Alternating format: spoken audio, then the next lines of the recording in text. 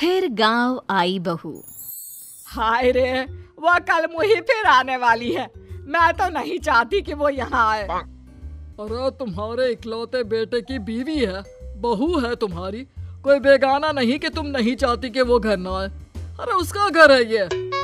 हाँ है तो, लेकिन याद है ना पिछली बार एक ही दिन के लिए आई थी, गांव की शक्ल ही बदल कर चली गई। इस बार न जाने क्या क्या करेगी। कलावती अपनी बहू रमा के गांव आने से परेशान थी। अरे शहर की लड़की है, गांव आकर क्या कमाल करती है देखिए। रमा रेलवे स्टेशन पर। हाय रे, गांव की जमीन पर पैर रखते ही गोबर की बदबू आने लगी है। कैसी बात कर रही हो? इसी महक को सूंघ सूंघ कर तो मैं बड़ा हुआ हूँ। हाँ, तभी तुम्हारे परफ्यूम का खर्चा इतना ज्यादा है। पति को रमा की बात बिल्कुल अच्छी नहीं लगती। अब कोई आया है क्या रिसीव करने? कोई क्यों आएगा, मेरा गांव है, गली गली की पहचान है मुझे। चलो आगे से टांगा कर लेते हैं। No no no no, last time मेरी कमर लचक गई थी, मैं तो पैदल ही ठीक हूँ। भाई मैं तो टांगे पर ही जाऊंगा, वैसे भी शहर में टांगा कहाँ मिलता है। पति टांगा बुलाकर उसमें बैठकर चला जाता है। अरे वाह, हाय रे मेरा बेटा। पर बेटा इतना दुबला क्यों हो गया तू?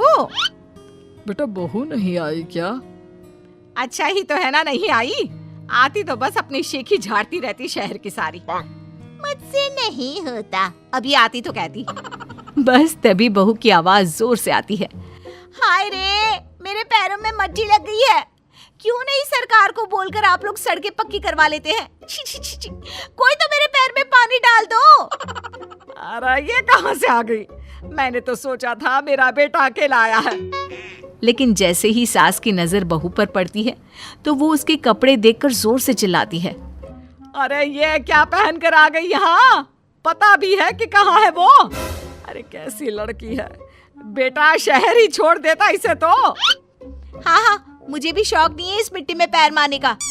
अरे जा जाकर साफ हो जा और खाना बना ले। माँ जी, अभी अभी चली आ रही हूँ, आज तो खाना आप बना लेती। हाय रे, मैं बना लेती? कहीं की महारानी है क्या तू?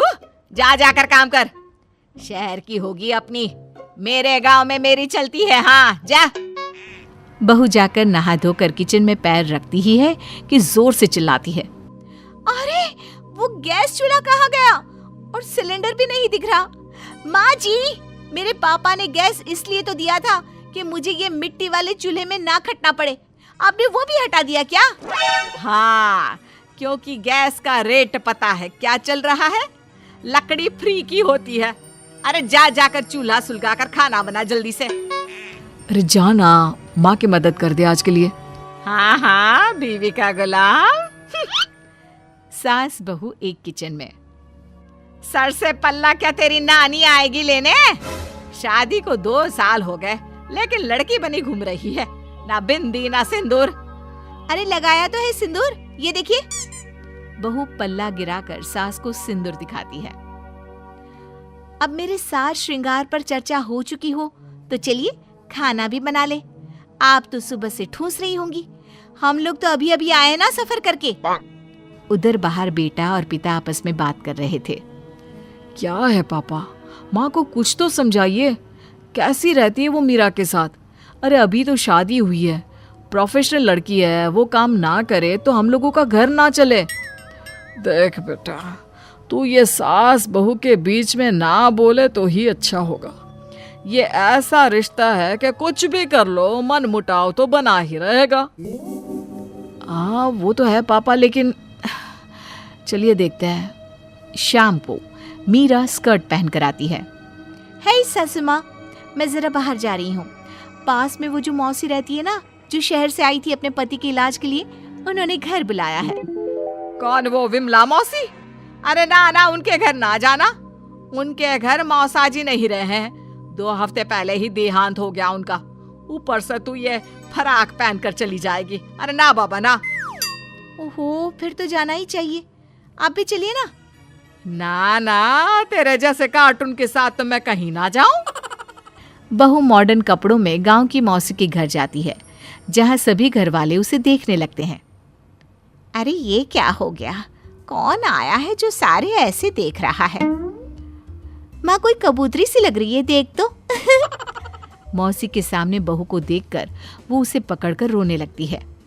हाय रे बहू, क्या बताए, तेरे मौसा जी नहीं रहे। शहर में तेरे घर पर रहकर मैंने उनका इलाज करवाया, लेकिन मैं बचा नहीं पाई उनको। देखिए मौसी, जो होना था वो तो हो गया, लेकिन अब कैसे चलेगा घर? तभी एक सरकारी आदमी उनके घर आता है। ये विमला देवी कौन है? मैं ही हूँ। कौन है, कहाँ से आए हैं आप? मैं आपके पति के दफ्तर से आया हूँ। ये कागज में आपके साइन लेने हैं, जरा जल्दी कर दीजिए। विमला मौसी जैसे ही साइन करने जाती है, बहू रोक लेती है। रुकिए मौसी, कभी भी आंख बंद करके साइन नहीं करना चाहिए। देखिए तो क्या लिखा है पेपर में। अरे बिटिया, हम कहाँ पढ़ना लिखना जानते हैं। जब से ये गए हैं साइन ही तो किए जा रहे हैं। लाइए, मैं पढ़कर देखती हूँ कि क्या है। देखिए मैडम, ये इन लोगों के घर का मामला है। आप ना ही बोले तो ठीक है, इसमें कोई गलत बात थोड़ी ना लिखी है। अरे हम चोर नहीं, सरकारी लोग हैं। जाने दे बहू, कुछ गलत नहीं होगा। अरे पर पेपर पढ़ने में कितना वक्त लगता है, और अगर कुछ गलत नहीं है तो आपको परेशानी क्या है? बहू पेपर छीन कर पढ़ लेती है और फिर, मौसी, इस पे साफ साफ लिखा है कि मौसा जी की जो नौकरी थी, जो आपके बड़े बेटे को मिलनी है, उसे आप अपनी खुशी से इस आदमी को देने को तैयार हैं। हाय रे, ये तो अनर्थ हो रहा था। अब ये जाएगा पुलिस के हवाले। पुलिस आदमी को ले जाती है। तब तक घर के बाहर भीड़ लग जाती है। सास, ससुर और पति भी वहां आ जाते हैं। मुझे तो लग रहा है कि बहू शहर से गांव जैसे मेरे लिए ही आई है। अरे भला हो बच्ची का जो मेरा घर बर्बाद होने से बचा लिया। कमला दीदी, भगवान ऐसी बहू सबको दे। अरे और क्या, इसीलिए तो मैंने पढ़ी लिखी बहू चुनी अपने बेटे के लिए। चूल्हा चौका तो सभी कर लेते हैं, लेकिन उसके साथ ही लड़की का पढ़ा लिखा होना बहुत जरूरी है। चल बहू, घर चलते हैं, रात के खाने की तैयारी भी तो करनी है ना।